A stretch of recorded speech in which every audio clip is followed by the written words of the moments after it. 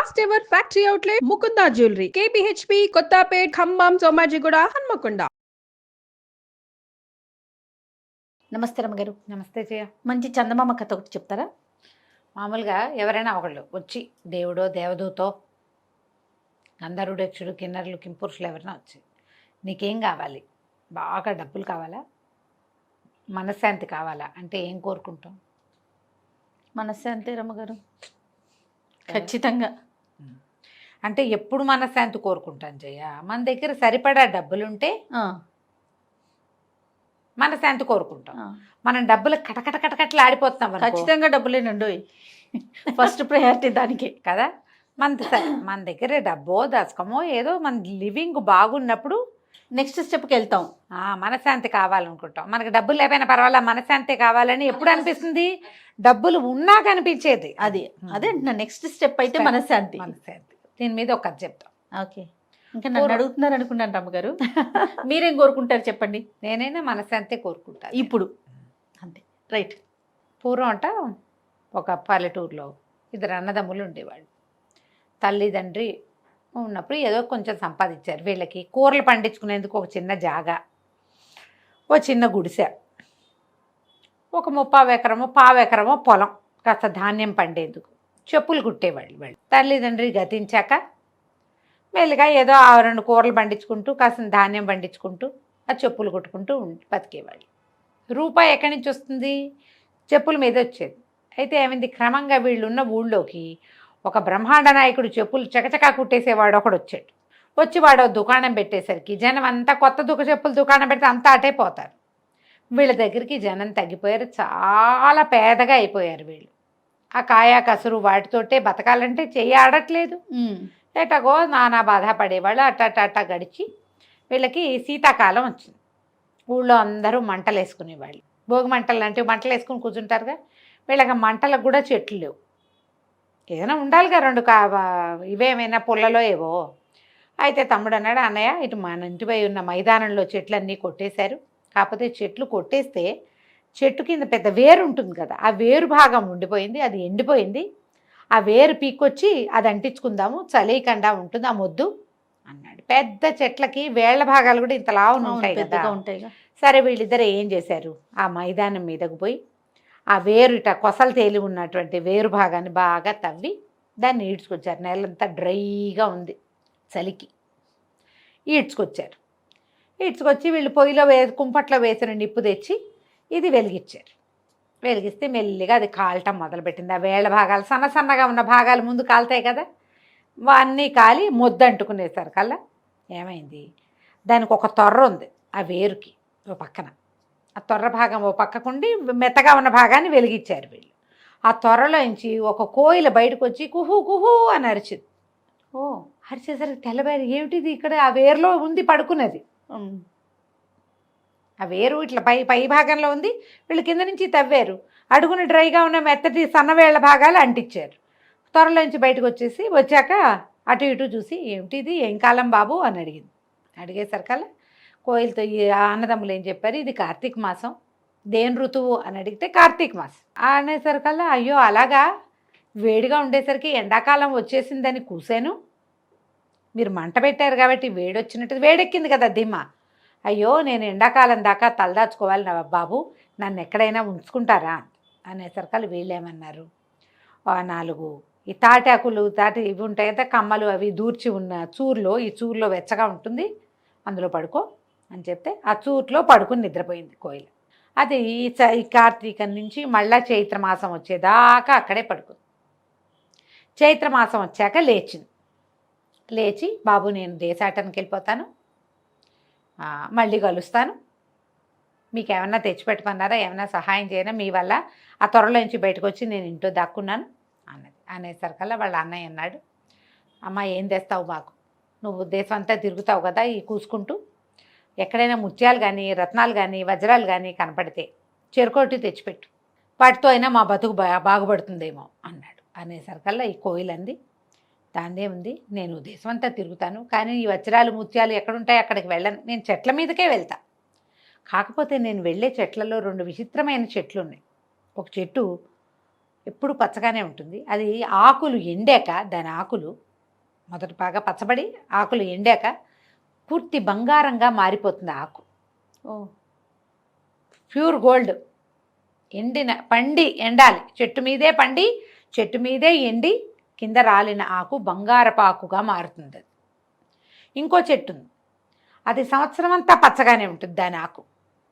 ఆ చెట్టు ఎవరి దగ్గర ఉంటుందో ఆ ఆకు వాళ్ళకి చీకు చింత ఉండదు అనేసరికల్లా ఈ పెద్దన్న అయినాడు, ఆ ఎండిపోయి రాలిపోయిన బంగారపు ఆకు ఒకటి తెచ్చిపెట్టమ్మా కోయిలమ్మ, నా బతుకు బాగుపడుతుంది అంటే తమ్ముడు అన్నాడు, ఆ పచ్చగా ఉండే ఆకు ఒకటి తేవా, చీకు చింత ఉండనన్నావు కదా, ఆ ఆకు పట్టుకురా అన్నాడు. కోయిలు వెళ్ళిపోయింది. ఎండాకాలం అంతా తిరిగి వానకారు వచ్చేసరికల్లా కోయిల తిరిగి వచ్చేసి వీళ్ళ సూట్లో దూరుతూ 2 ఆకులు పట్టుకొచ్చింది. ఒకటి బంగారపు ఆకు, రెండోది ఆకుపచ్చటి ఆకు. అది ఎన్ని తేగలదు, కోయిల ఎంత ఉంటుంది, అదో ఆకు ఇదో ఆకు ముక్కును కరుచుకుని తెచ్చింది. ఆ బంగారపు ఆకు పెద్దవాడికి ఇచ్చి పచ్చటాకు తమ్ముడికి ఇచ్చింది. ఎంత సంతోషించారో ఇద్దరు. అన్నయ్య అనుకున్నాడు ఆకును చూసుకుని, ఈ పిచ్చి వెధవా ఇన్నాళ్ళు నాకు పట్టిన శని వదిలింది, అసలు నాకు పట్టిన శని వీడే. బంగారు పాకు వదిలిపెట్టి పిచ్చాకులు తెప్పించుకుంటాడా ఎవడైనా, ఇక వీడితో కలిసి ఉండకూడదు అనిపించేసింది. బంగారం చూసేసరికి, సంపద వచ్చేసరికి తన పక్కనున్న పేదవాడు దౌర్భాగ్యుడుగా కనపడతాడు మనుషులకి. వాడు సొంత తమ్ముడైనా సరే వాడితో ఉంటే మనకి దౌర్భాగ్యం అంటుతుంది, వాడిని వదిలించేసుకోవాలనిపిస్తుంది. లోకంలో అందరినీ ఇలాంటి వాళ్ళనే చూస్తున్నాం. తమ్ముడిని పైకి తీసుకొద్దాం, ఈ బంగారు పాకు తమ్ముడికి ఇద్దాం అనిపిస్తుందా ఏ అన్నకైనా? అతను విడిగా వెళ్ళిపోయాడు. ఆ బంగారు పాకు వచ్చిన వేళ విశేషం వీడి దగ్గర చేరిందని తెలియంగానే అతను ఎప్పటి నుంచో ఒక అవతలింటి అమ్మాయిని ఇష్టపడుతున్నాడు. ఆ పిల్ల పెళ్ళికి ఒప్పుకోవాలి, వీళ్ళ దగ్గర లేవని. ఆ అమ్మాయి కాస్త నేను పెళ్లి చేసుకుంటాను. చెప్పుల షాప్ ఒకటి పెట్టాడు చూడు, వాడు వీడికి పార్ట్నర్షిప్ ఇచ్చాడు, వీడి దగ్గర బంగారం చేరింది కాబట్టి. అన్నయ్య కూడా వెళ్ళిపోయేసరికల్లా ఈ తమ్ముడి పని ఇంకా అధ్వాన్నం అయిపోయింది. ఇంకా అధ్వాన్నం. వాడు మైదానం మీద దుంపలు తవ్వుకుంటూ పువ్వులు అవి కోసుకుని తింటూ అలాగే ఉండేవాడు. కానీ హాయిగా ఉండేవాడు, చీకు చింత లేదు. తనకేమీ లేవు, అన్నయ్య వెళ్ళిపోయాడన్న బెంగ కూడా లేదు వాడికి, ఏ బెంగ లేదు. ప్రాణం హాయిగా ఉండేది. ఆ మైదానంలో పడి తిరుగుతూ ఆకలేసినప్పుడు ఏ కాయో ఏ కసరో కోసుకుని తింటూ ఆ తిన్నదానికి సంతోషిస్తూ నదీ తీరంలో తిరుగుతూ ఉండేవాడు. అయితే ఏమైందట, ఆ కాలంలో అక్కడున్న ఒక జాగీర్దార్ గారు, ఆయనకి ఏదో సమస్య వచ్చింది. ఆ జాగీర్లో కొంతమంది తిరుగుబాటు చేశారు. వాళ్ళ తమ్ముడు ఆస్తి పంచుకుపోయాడు. ఆయన ఎప్పుడు దుమదుమలాడుతూ రొసరొసలాడుతూ చేతికంతిని విసిరి కొడుతూ ఎవరైనా ఏదైనా అడిగితే వాళ్ళ మొహం పగల కొడుతూ ఎంత దుమదుమలాడుతూ ఉండేవాడు. అయితే ఒకనాడు ఆయన ఈ మైదానం మీద వ్యాహ్యాలకి వెళ్ళి ఆ నదిగా ఒడ్డున కూర్చునున్న తమ్ముడితోటి కాసేపు మాట్లాడాడు. ఆ తమ్ముడు ఈయన కులాసగా కబుర్లు చెప్పుకున్నారు. ఇంటికి వచ్చిన జాగీర్దార్ గారు వస్తున్న దారిలో సైనికులందరినీ నవ్వుతూ మాట్లాడిచ్చాడు, అందరినీ పలకరించాడు, కడుపు నిండా అన్నం తిన్నాడు. ఒక్క మాట మాట్లాడలా, ఎవరిని ఏమనలా. ఇదేంటి ఈయన ఇలా దేవుళ్ళ అయిపోయాడు? ఆశ్చర్యపోయారు. ఏమిటి అని ప్రశ్నించారు. ఆ కష్టాలు అందరికీ ఉంటాయి, ఏం చేస్తాము, అవే పోతాయి, మన పని మనం చేసుకుంటే బాగుంటుంది, ఎందుకు వచ్చింది ఈ తగాదాలు ఇవన్నీను అనేసరికి ఆశ్చర్యపోయారు. ఎలా ఈయనలో ఈ మార్పు వచ్చింది? అప్పుడు వాళ్ళల్లో ఒకళ్ళిద్దరు ఏం చెప్పారంటే, ఏ రోజు సాయంత్రం ఇక్కడ అందరినీ అరిచి చేతిలో వస్తువులన్నీ విసిరుకొట్టి కత్తిపుచ్చుకుని గుర్రం ఎక్కి వెళ్ళిపోయిన జాగీర్దార్ గారు సాయంకాలం వచ్చేటప్పుడు ఈ అన్నదమ్ముల్లో చెప్పులు కుట్టే వాళ్ళల్లో ఉన్న రెండో వాడితోటి చాలాసేపు నది ఒడ్డును కూర్చొని మాట్లాడాడు. వాడి దగ్గర నుంచి తిరిగి వచ్చాక ఈయన ఇలా దేవుళ్ళ అయిపోయాడు. అందరూ ఆశ్చర్యపోయారు. ఇక అక్కడి నుంచి చూడు మొదలుపెట్టి అధికారులు వాళ్ళు వీళ్ళు అందరూ వచ్చి ఈ చిన్నవాడితో మాట్లాడేవారు. మాట్లాడంగానే వాళ్ళకు సంతోషం వచ్చేది, హాయిగా ఉండేది. ప్రతి వాళ్ళు వచ్చిన వాళ్ళు ఏదో ఒకటి పట్టుకొచ్చి ఇచ్చేవాళ్ళు. జాగీర్దార్ గారు ఎప్పటికప్పుడు వచ్చి కాసేపు కబుర్లు చెప్పేవాడు. ఓ ఉత్తరీయం తెచ్చేవాడు, ఓ చొక్కా తెచ్చేవాడు, ఓ ఏవి తెచ్చేవాడు, భోజనాలు తెప్పించేవాడు. మెల్లిగా చిన్నవాడి పని బాగుపడింది. అతనికి ఎవరో ఒకళ్ళది ఏదో ఒక రాజోద్యోగిలాగా ఉండేవాడు. అతను అన్నీ వచ్చేస్తాయి, ఏ అధికారం వస్తే ఆ అధికారానికి సంబంధించిన వస్తువులన్నీ ఇతని దగ్గరకు వచ్చేసేవి. హాయిగా కులాసాగా ధ్యామని ఉండేవాడు. మామూలుగా లేదు వాడి పని. అతను వేసుకునే బట్టలు, వేసుకునే చెప్పులు, ఏ డిపార్ట్మెంట్ వాళ్ళు వస్తే ఆ వస్తువులు వచ్చేసి అతను కూడా ఒక రాజోద్యోగులాగా కనపడేవాళ్ళు. వీళ్ళంతా చాలా స్థిమితంగా హాయిగా ఉన్నారు. క్రమంగా ఈ జాగీర్దార్ గారి బావమరిది రాజుగారి దగ్గర వజీర్గా ఉన్నాడు. ఆయనకి తెలిసింది రాజుగారికి సుల్తాన్ గారు చాలా పెద్ద సమస్యలో ఉన్నాడు. పెద్ద రాజుగారు అసలు మామూలుగా తిరుగుబాటు జరుగుతోంది వాళ్ళ దగ్గర. ఇప్పుడు కొట్టుకు చచ్చిపోతున్నారు, నిరంతరము కొట్లాటలే. సభ తీర్చారంటే సగం మంది కథలు కటార్లు పుచ్చుకునేవాళ్ళు. ఏం చేయాలో తెలియదు. సరే, ఆయన ఏమనుకున్నాడు, ఈ చెప్పులు కుట్టే అతన్ని పిలవాలనుకున్నాడు. కబురు చేశాడు, ఈ అబ్బాయి ఇచ్చాడు. ఈ లోపల 4 సంవత్సరాలు గడిచింది. కోయిల 4 సార్లు ఆకులు తెచ్చిపెట్టింది ఇతనికి. బంగారపాకులు అన్నయ్యకి వెళ్తున్నాయి, అన్నయ్య సంపద పెరిగింది. ఈ చీకు చింత లేని వాడికి పచ్చటాకులు చేరుతున్నాయి. ఇతను ఏం చేశాడు, ఈ తమ్ముడు తన దగ్గర ఉన్న పాత కంబళిలో ఈ ఆకుల్ని 4 ఆకుల్ని పచ్చటాకుల్ని పెట్టి అటు ఇటు కుట్టేసి దాన్ని భుజాన వేసుకుని తిరిగేవాడు. అతను ఎక్కడికి వెళ్తే అక్కడ హాయిగా ఉండేది. ఎవరికి కొట్లాట్లు ఉండేవి కాదు, ఎవరు తిరగబడేవాళ్ళు కాదు, మంచి మాట చెప్తే వినేవాళ్ళు, కలిసి భోజనం చేసేవాళ్ళు, సాయిదా ఫాయిదాగా పోయేవాళ్ళు అందరూ. అక్కడి నుంచి రాజోద్యోగి ఇతను రాజుగారి దగ్గరికి చేరాడు. ఇతను ఆస్థానంలోకి వెళ్ళంగానే అంతా గొడవ సద్దుమణిపోయేది. ఒక్కొక్కళ్ళు అడిగేవాళ్ళు, ఇంత మంచి బట్టలు వేసుకున్నారు, చక్కటి చెప్పులు, మంచి నగలు, ఆ కంబళి ఏమిటండి అంటే, ఉన్నియండి, ఈ కంబళి నా పాత జీవితాన్ని నాకు గుర్తు చేస్తుంది, నేను ఎక్కడి నుంచి వచ్చానో నాకు జ్ఞాపకం చేస్తుంది, ఈ కంబళి నా భుజం మీద ఉండటమే మంచిది అలాగని చెప్పేవాడు. రాజుగారి దగ్గర బ్రహ్మాండమైన ఇల్లు ఇచ్చారు ఇతనికి. పూర్తిగా చిన్న రాజుగారిలాగా నడుస్తోంది తమ్ముడి కథ. ఒకనాడు ఏమైందట, ఈ తమ్ముడికి ఇంత ప్రభ వచ్చేసిందని అన్నయ్యకి తెలిసింది. బంగారం చేరిన ఎవరి దగ్గర ఆస్తులు చేరతాయో వాడికి గ్రీడ్ పెరుగుతుంది. ఈర్ష్య, అసూయ. మనకే ఉండాలి, వాడికి ఉండకూడదు, మనమే ఇంకా గ్రాండ్గా ఉండాలి అలా అనిపిస్తుంది. భార్యతోటి ఏం చెప్పాడంటే, మా ఏదో 4 పిచ్చాకులు సంపాదించిన వాడికే ఇంత పేరు వస్తే నాకెంత రావాలి, బంగారాకులు సంపాదించిన వాడికి. నేను రాజుగారి దగ్గరికి వెళ్ళి ఇంకా గొప్ప పేరు సంపాదించుకుంటా, పద వెళ్దాం మనం అని భార్యను పుచ్చుకుని బయలుదేరాడు. వీళ్ళు బోల్డని సామాన్లు గీమాన్లు అన్నీ తెచ్చుకున్నారు. ఒక దారి వెంబడికి వెళ్తున్నారు. వాళ్ళు ఎక్కడికో మాయం వెళ్ళిపోయారు కదా.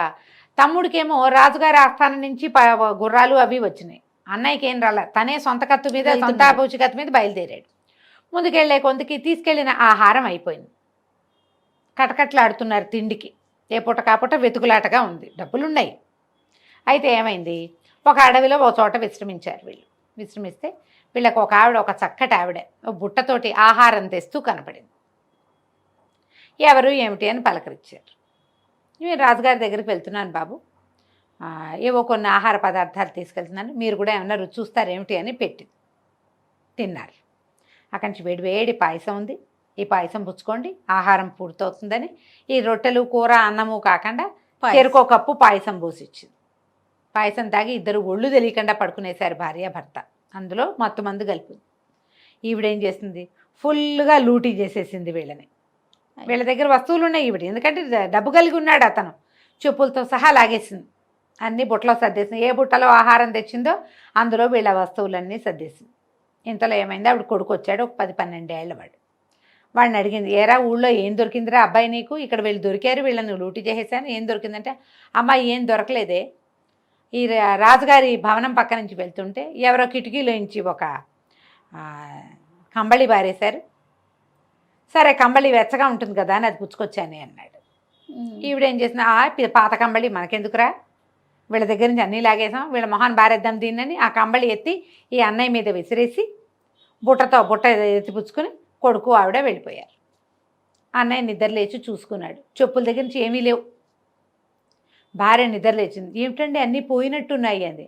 ఆ పోతే పోయినాయి లేవే, పోతే పోయినాయి, అసలు ఇంత దూరం ఎందుకు వచ్చాం మనం, పెద్ద డబ్బు కోసమా, పేరు కోసమా, లేకపోతే ఏమైంది, చూడు అడవి ఎంత బాగుందో, పచ్చగా చక్కగా చిన్న కుటీరం వేసుకుని హాయిగా ఉందాం ఇక్కడే, మన ఊరు వెళ్ళొద్దు, రాజుగారి ఊరు వెళ్ళదు, మనకెందుకు అవన్నీ, మన ఊరిలో కూడా ఏముంది సుఖం, ఎప్పుడు పని, ఇక్కడైతే హాయిగా ఉండొచ్చు, కట్టెలు కొట్టి తెస్తా, చక్కగా వంట ఉండదు, కానీ ఏగో పళ్ళున్నాయి, కాయలున్నాయి, ఒక గుప్పెడు ఒక చారెడు నేల దున్ని ధాన్యం పడేసుకున్నామంటే బోళ్ళంత పంట, హాయిగా ఉందామన్నారు.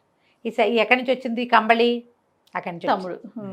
అయితే ఏమైంది, తమ్ముడి దగ్గర రాజుగారు పొద్దున్నే ఆయన నిద్ర లేచి ఈయన్ని పిలుచుకురమ్మన్నారు. పిలుచుకురమ్మనేసరికల్లా తమ్ముడు అప్పుడే నిద్ర లేచాడు. చూసుకుంటే నా కంబళి ఏదంటే లేదు, కంబళి పోయింది అని తెలియగానే ఈయనకి భయం ఏట మొదలుపెట్టింది. ఏం జరుగుతుంది తమ్ముడికి ఎందుకు పిలిచారు నన్ను ఏం చేయబోతారో అని భయం. అప్పటిదాకా ఏ భయమూ తెలియకుండా ఉన్నాడు. వెతుక్కుంటున్నాడు కంబళి కోసం, ఎంత వెతికినా దొరకల. ఒక కుర్రాడిని పనిలో పెట్టుకున్నాడు.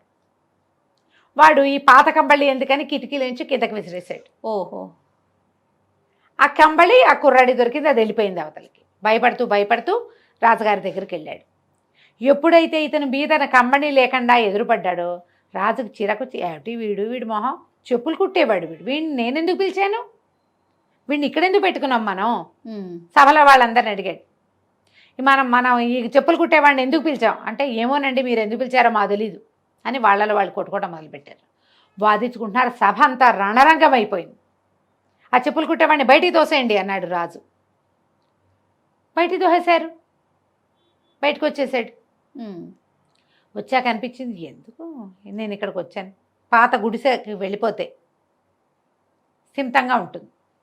అదే మన ఆస్తి ఏది, మనం ఓన్ ప్లేస్కి వెళ్ళిపోతాం. సమస్యల్లో ఉన్నప్పుడు ఏం చేస్తారు, ప్రతి వాళ్ళు సొంత ప్రాంతానికి వెళ్ళిపోతారు, అంతేగా. సరే తన వైపుకి నడవటం మొదలుపెట్టాడు. అడవి దాటి ముందుకెళ్ళాడు. అడవి లోపలికి వెళ్ళేసరికల్లా ఓ చిన్న గుడిసె కనపడింది. అన్నయ్య అందులో నిద్రపోతున్నాడు. వదిన వంటకేస్తుంది. గుడిసె లోపలికి వెళ్ళాడు. ఆవిడ రావయ్య మరిది భోజనం చేస్తావా అంది. అంతకుముందు ఎప్పుడూ లేదు. అదే కదా. ఆ కంబళి చూసేసరికల్లా వీడికి స్థిమిత వచ్చేసింది. కూర్చున్నాడు. అన్నయ్య నిద్ర లేచాడు. ఏరా తమ్ముడు, రాజుగారి దగ్గర నుంచి వచ్చావా, దా నువ్వు కూడా ఇక్కడే ఉంది కానీ మనం కలిసి ఇక్కడే ఉందాం అన్నాడు. అనగానే వీడికి నవ్వొచ్చింది. ఇక్కడ ఎందుకన్నయ్య, మన ఊరు వెళ్ళిపోదాం, ఇక్కడొద్దు, ఈ కంబళి పుచ్చుకొని వెళ్ళిపోదాము, మన ఊరు వెళ్ళి మన చారెడు పొలం పండించుకుందాం, మన దోసెడ్ జాగాలో కూరలు పండించుకుందాం, మన గుడిసెలో మనం ఉందాం, ఏమొచ్చినా అక్కడికే వస్తాయి ఇంకా అని కంబళి భుజాన్ని వేసుకుని అన్నయ్య వదిన చెరో పక్కన నడుస్తుండగా తమ పాత ప్లేస్కి వెళ్ళిపోయారు. వాళ్ళు హాయిగా ఉన్నారు ఎప్పటికీ. వాళ్ళకి ఇంకెప్పుడు కోయిలు వచ్చి వాళ్ళకి ఏమి ఇవ్వల. కానీ ఆ పాత 4 ఆకులు ఆ కంబళిలో దాక్కుని వాళ్ళ ఇంట్లోనే ఉన్నాయి. అలానే ఉన్నాయి. వాళ్ళు ఎప్పుడూ చీకు చింత లేకనే ఉన్నారు. మళ్ళీ బంగారం చేరింది అనుకో, మళ్ళీ గ్రీడ్ వస్తుంది, అంతే, మళ్ళీ ఓర్వలేనితనం వస్తుంది. బంగారం లేదు, ఎప్పటికీ వాడని పచ్చాకులు వీళ్ళ దగ్గరే ఉన్నాయి. వాళ్ళు స్థిమితంగానే ఉన్నారు. రాజుగారు ఎప్పట్లాగానే కొట్టుకుంటూ ఉన్నారు. జాగీర్దార్ గారు ఎప్పట్లాగానే ఉన్నాడు. ఆ ఊరు వాళ్ళే వచ్చి వీళ్ళని చూసి వెళ్తూ ఉండేవాళ్ళు, అంతే. కథ కంచికి మనం ఇంటికి. చాలా బాగుంది రమ్మగారు. చీకు చింత లేకుండా ఉండటమే నిజమైన వరం. అంతే. డబ్బులు లేవు, డబ్బో బంగారం వస్తే చీకు చింత ఆటోమేటిక్గా వస్తుంది. అవి ఉన్నా వాటిని ఊరికే ఉపయోగపడే వస్తువులుగానే ఉంచుకోవాలి తప్ప మనం పెరిగిపోకూడదు. ఆలోచనలో ఉండాలి. అది సరిగ్గా. ఎంత బాగుంది చూడు కదా. చాలా బాగుందండి. నమస్తే రమ్మగారు. నమస్తే చేయ.